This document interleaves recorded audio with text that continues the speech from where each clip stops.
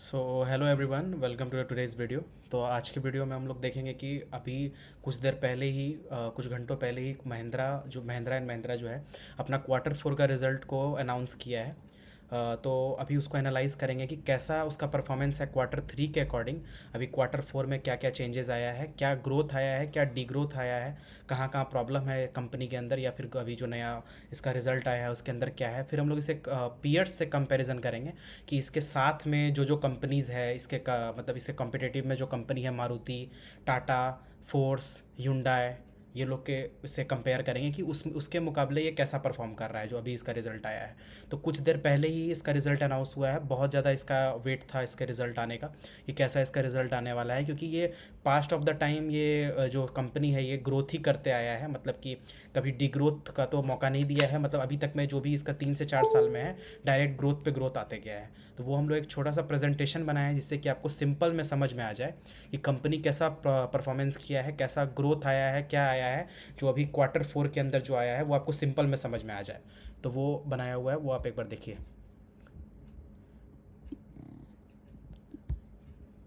तो ये page number 1 है।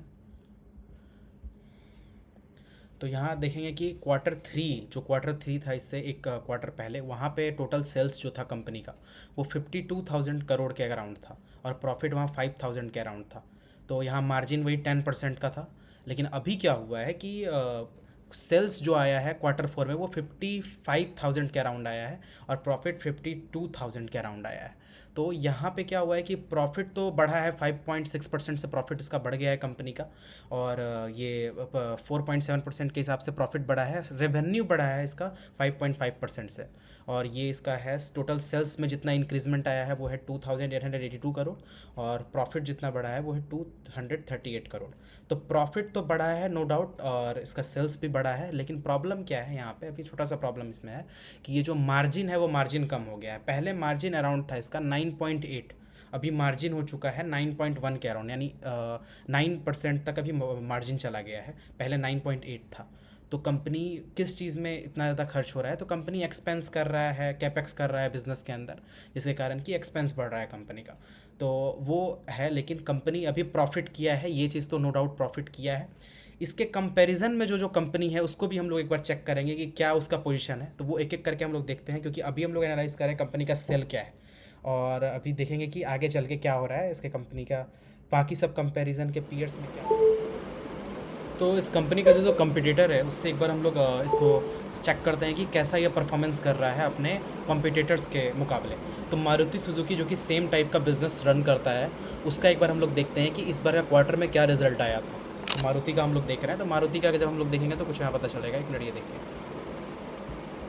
मारुति का क्या हुआ है इस क्वार्टर में कि सेल्स था 49,904 के अराउंड और इसका नो डाउट इसका भी सेल बढ़ा है, लेकिन सेल्स जो बढ़ा है ये अराउंड यहाँ देखा जाए तो 7 to 8% का सेल बढ़ा है। लेकिन प्रॉफिट में क्या हुआ है कि कंपनी के अंदर ज़्यादा एक्सपेंस होने के कारण, डेट का इंटरेस्ट रीपेमेंट करने के कारण क्या हुआ है कि केपेक्स ज़्यादा हो गया, कंपनी के अंदर एक्सपेंडिचर ज़्यादा हो गया है, खर्च ज़्यादा हो गया है। जिससे कि हम लोग देखेंगे कि कंपनी का प्रॉफिट 3,879 से घट के 3,659 हो चुका है, मतलब प्रॉफिट यहाँ पे कम हुआ है।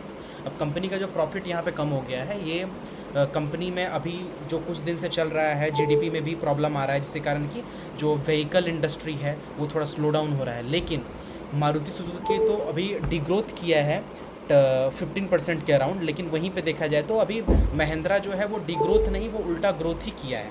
और ग्रोथ किया है, ग्रोथ मतलब कि मारुति सुजुकी के कंपैरिजन में ग्रोथ किया है। फिर बाकी जो कंपनी है उसको भी हम लोग एक बार चेक करते हैं। दूसरा कंपनी आता है hyundai।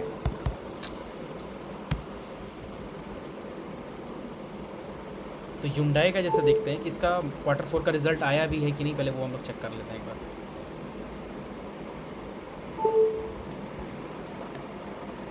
क्वार्टर फोर का रिजल्ट इसका नहीं आया है अभी।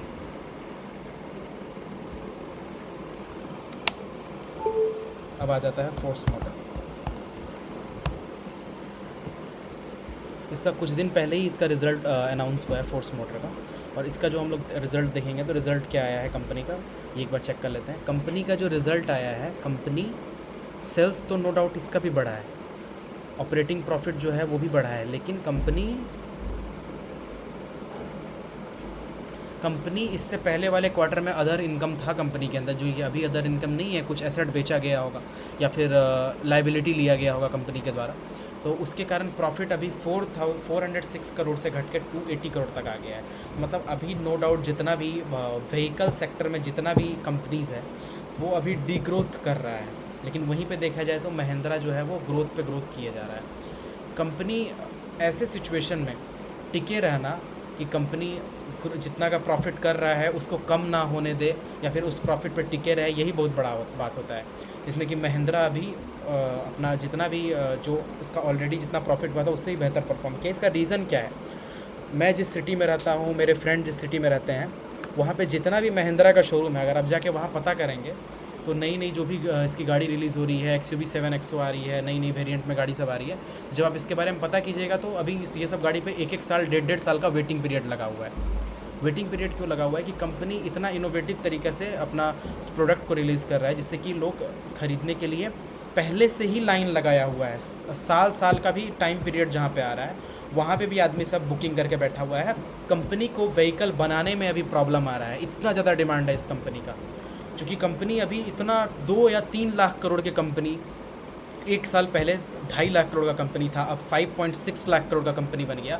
100% अप आया मार्केट कैप के अंदर, क्योंकि कंपनी का डिमांड बहुत ज़्यादा था। इसके जो प्रोडक्ट ये बना रहा था इसका डिमांड ज़्यादा था, जिसके कारण कि सारा व्हीकल कंपनी जो कि अभी स्ट्रगल तो नहीं कहेंगे इसको, लेकिन अभी जो है वो डिग्रोथ कर रहा है प्रॉफिट में, सेल्स में, लेकिन वहीं पे महिंद्रा एंड महिंद्रा बेहतर परफॉर्म कर रहा है।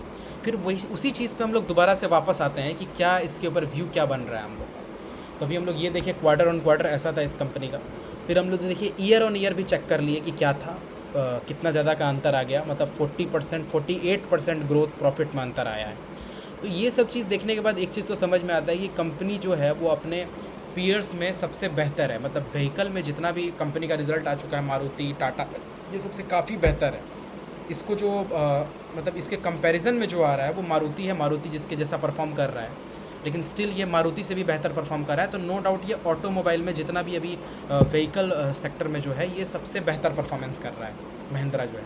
और महिंद्रा जो है वो अपने हर एक फाइनेंशियल में अच्छा ग्रोथ कर रहा है, और ये कंपाउंडिंग टाइप का बिजनेस बन चुका है। मतलब कि यहाँ क्या हो रहा है कि ग्रोथ ऑन ग्रोथ बढ़ते जा रहा है, हर एक क्वार्टर में ग्रोथ आ रहा है, डिग्रोथ नहीं होने दे रहा है कंपनी। तो क्या ये आगे चल के सस्टेन कर पाएगा? अभी के व्यू से हिसाब से अगर देखा जाए तो आने वाले साल, 1.5 साल, 2 साल, 3 साल तक कंपनी सस्टेन करने वाला है। ये कोई बाय या सेल रिकमेंडेशन नहीं है कि आप शेयर को जाके खरीदें या ये करें। ये बस कंपनी का व्यू देख के, कंपनी का फंडामेंटल देख के, कंपनी का रिज़ल्ट देख के हम लोग एक ऑप्टिमिस्टिक अपना रीज़न बताते हैं कि कंपनी कैसा परफॉर्म कर रहा है। तो बाकी सब पीयर्स के मुकाबले कंपनी बहुत बढ़िया परफॉर्म कर रहा है। बस मार्जिन में जो इसका फॉल आ रहा है थोड़ा सा, वो रीज़न ये है कि कंपनी केपेक्स कर रहा है, मतलब एक्सपेंडिचर कर रहा है बहुत ज़्यादा, जिसके कारण कि ऐसा प्रॉब्लम आ रहा है। तो यही चीज़ के बाद साथ हम लोग वीडियो को एंड करते हैं। और प्रेजेंटेशन बनाने में भी काफ़ी मेहनत लगता है, तो अगर थोड़ा सा ये वीडियो हेल्पफुल लगा हो तो ज़रूर लाइक कीजिए, सब्सक्राइब कीजिए।